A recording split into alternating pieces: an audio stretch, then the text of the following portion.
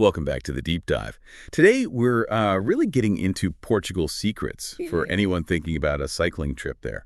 Forget the usual tourist stuff. We're diving straight into the practical, hard-won wisdom for planning your bike tour in Portugal.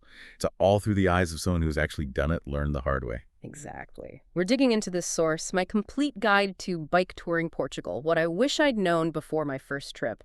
And it's just packed with first-hand insights. We're talking logistical hacks, cultural things you wouldn't expect. Our goal here is to pull out those really vital nuggets, help you navigate those amazing Portuguese landscapes on two wheels, and hopefully skip the common mistakes. Right, that's exactly it. Think of this as your shortcut. We're distilling those lessons into like a clear roadmap for you. We'll cover the bike situation, costs, the best time to actually go, even a few key phrases you might need. So let's unpack this guide and get you ready for, well, what could be the ride of your life. Okay, first big hurdle, renting a bike there or hauling your own across the globe. The guide leans towards renting, especially first time out. Why is that? What's the core thinking? Yeah, and it's interesting. It's not just about saving, say, the €180 in airline fees the author paid, though that's part of it. It's more about avoiding the hidden costs, like the stress, the worry about damage, plus, and this is key, the local support you get. The author mentions just wrestling their bike through airports. Not fun. And did they meet someone, Sarah, who rented? Exactly. She rented a great touring bike for 2 weeks, saved money. Yeah, but here's the kicker. She had a mechanical problem, miles from anywhere, potentially, called the rental shop, and boom, they arranged repairs at a partner place nearby within hours. Wow, okay. That sounds like a lifesaver when you're out there. It really is. It just highlights that local support network you tap into. These cycle touring companies, their reputation depends on well-maintained bikes. So for trips under, let's say, 3 weeks, renting probably saves you money, definitely saves stress, and gives you that crucial backup if something goes wrong. Lets you just enjoy the ride. Okay, bike sorted. Next big question. The roads themselves. What's it actually like riding in Portugal? The guide had some surprisingly positive things to say. Yeah, a lot of people worry about safety, right? But the author found Portugal really quite cycling friendly, especially once you get out of the big cities. Drivers generally seem patient, courteous, particularly in rural areas. They sort of see cyclists as normal, give you plenty of space, wait to pass safely, often get a friendly wave. Huh. So less aggressive, more like just part of the scenery. That's a relief. Right. And the rules. Simple. Yeah, pretty straightforward. Helmets aren't legally required for recreational riding, though the author always wears one, recommends it. Lights are mandatory after dark, though. White front, red rear, that's crucial. And the 1.5-meter passing rule, generally people seem to respect it. Okay. And it speaks to this cultural embrace of cycling, In small towns, you see locals on bikes all the time, going to the market, whatever. It creates this welcoming vibe, feels less like you're an outsider doing a sport and more like you're just part of life there, which is really nice when you're touring. You got the bike, understand the road vibe. Yeah. Now when to go. This seems critical. The guide had a strong opinion, right? Based on a bad first experience.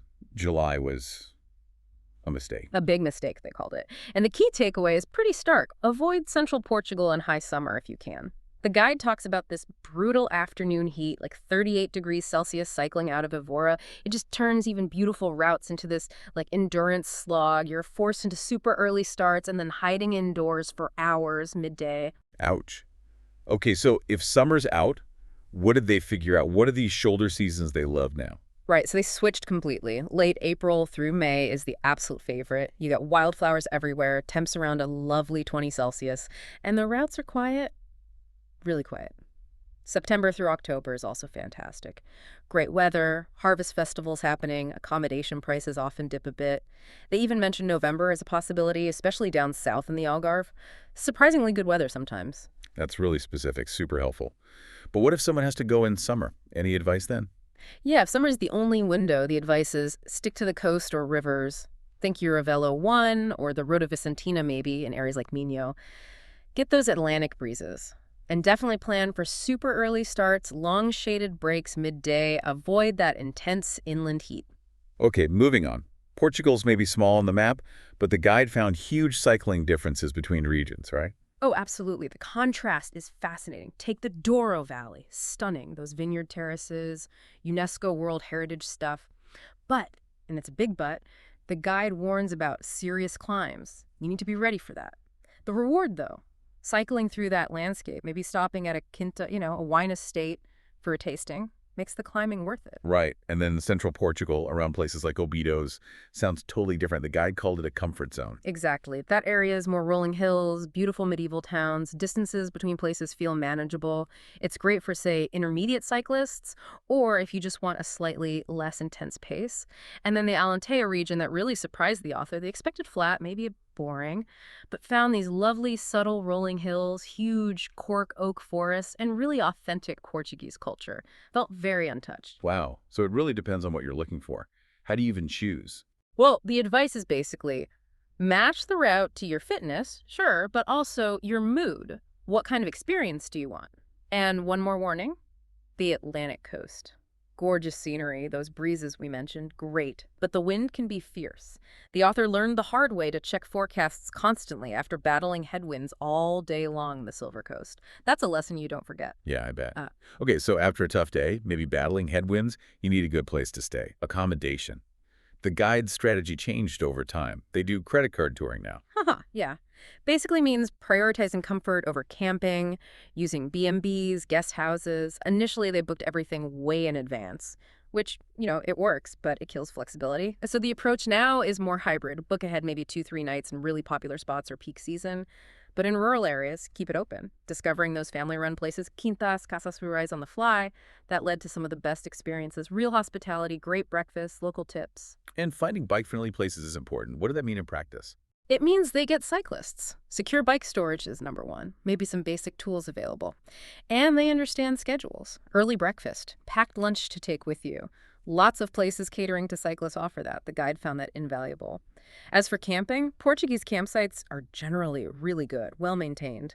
But wild camping, technically illegal, so you need permission or stick to official sites. Okay, let's talk fuel. Food.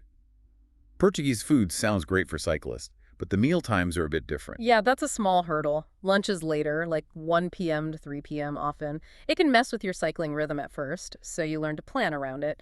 Cafe breakfasts are often light coffee, pastry, so the author learned to supplement. Hit a local market for fruit, nuts, maybe some eggs if staying somewhere with a kitchen. Nowadays, though, hotel breakfasts are often pretty substantial, proper continental style. And the pastéis de nata, those custard tarts. The guide called them guilty pleasure fuel stops. I can see that. Oh yeah, quick energy boost, definitely a morale lifter. Any tips if you want something lighter than a big Portuguese lunch?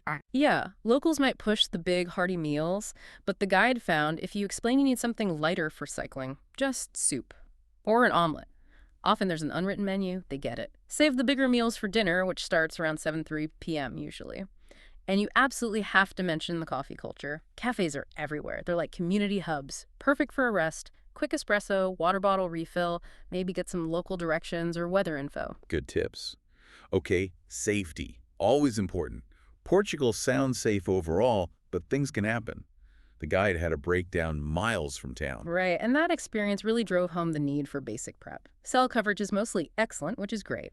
But having emergency contacts written down, maybe a few key phrases in Portuguese, invaluable. The author now uses an eSIM, a digital SIM card, avoids roaming charges, ensures you always have data. Smart move. Definitely.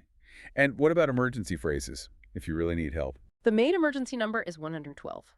Good news is, operators often speak English. But, just in case, having these written down helps. Este percurso es seguro para andar de bicicleta. Is this route safe for cycling?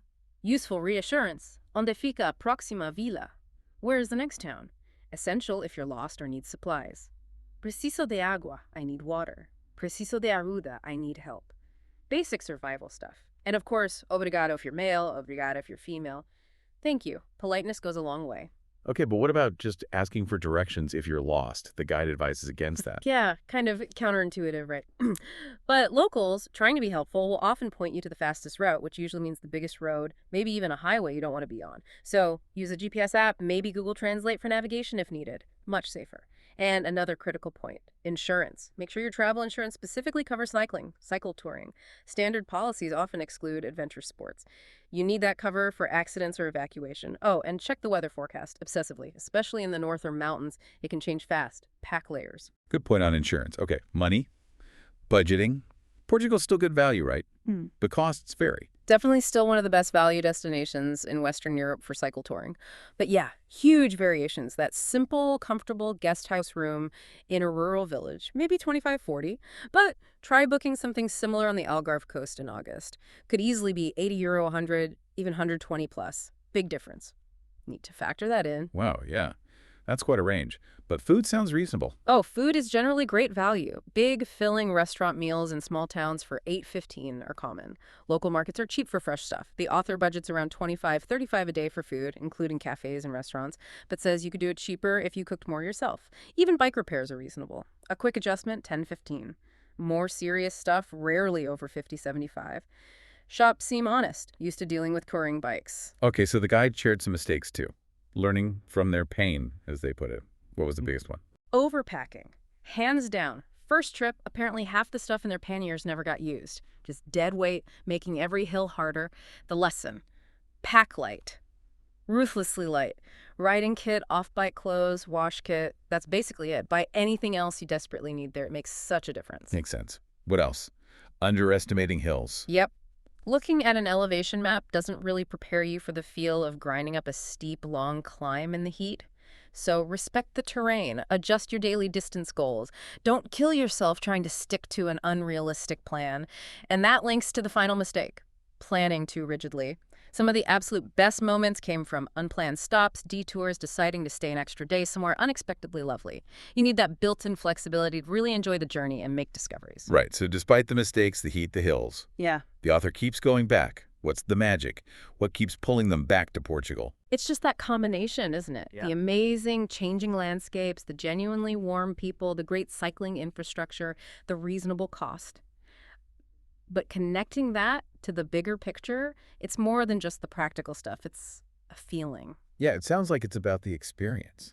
Pedaling through places with so much history, stopping in villages where time feels different, connecting with people. It's not just about covering miles. Exactly. The guide really emphasizes that. The best tours aren't about maximizing distance. They're about letting yourself be surprised, embracing the unexpected. It encourages this mindful way of traveling, slowing down, actually absorbing the place. The journey is the destination kind of thing. Love that. Okay, the guide finished with some FAQs, quick hits, safety for solo travelers, especially women. Described as one of the safest countries they've cycled in. Low crime, people are helpful, cycling community is supportive. Biggest risks are usually just, weather, maybe a mechanical issue, not personal safety. Standard advice applies, though. Share your route, trust your gut. Good to hear. Fitness level. Do you need to be an athlete for those hills? Not necessarily super fit, no, but realistic. The author mentions seeing people in their 70s tackling tough routes like the Douro. How? By taking their time. Lots of breaks. Key is picking routes that match your level. And don't be ashamed to walk the steepest bits. Everyone does sometimes. Your legs get stronger as you go. It's amazing how quickly you adapt. Okay. And drivers, again, just to be clear, generally okay, not too much traffic stress. Generally okay and improving. They usually give space, wait patiently. Worst traffic is near big cities like Lisbon, Porto, but you can often plan routes to minimize that. Rural roads, often pure bliss, quiet, scenic. The author notes they'll help cars pass when safe, but will also confidently take the lane on narrow sections when necessary. Right. Language barrier. Can you manage without Portuguese? Oh, absolutely. But learning even a few basic phrases makes a huge difference to the experience. People really appreciate it. English is common in cities, tourist areas among younger people. Less so rurally, but folks are patient. Translation apps help. Smiling and pointing works wonders. Don't let language worries stop you. Okay, last one. Most important thing to pack that people forget. Good rain gear. Lightweight but proper waterproof jacket and trousers. No question. The author got caught in a serious downpour once and learned that lesson. Even in dry seasons, weather surprises happen, especially coast or mountains. Good gear saves you from being miserable or worse. Also, maybe pack slightly warmer layers than you think. Evenings can get surprisingly cool, especially higher up. Wow. Yeah. Okay, this has been an incredible deep dive. So many practical tips, so much real-world experience packed in there, from bikes and budgets to, the whole feeling of it. Feels like a real roadmap. It really does. And what comes through so clearly from the guide is that mix of Good preparation, but also staying flexible, being open-minded. That's the recipe for a great trip. Portugal clearly has so much to offer cyclists. Whatever your level, it's just Yeah. waiting there. So if you've been sitting there dreaming about cycling through cork forests or along those cliffs, Yeah. the message seems to be stop dreaming, start planning. Yeah. Like they say, the hardest pedal stroke is the first one, right? Getting started. Exactly. And maybe here's a final thought to leave you with. In this world that's always telling us to go faster, see more, do more, how might slowing down to the pace of a bicycle actually help us connect more deeply with the place, with the people, really experiencing the journey, not just rushing to the end point? Definitely food for thought. And brilliant inspiration for an adventure. We really hope this deep dive gives you the confidence and the insight you need to plan your own Portuguese cycling story. Until next time, keep exploring.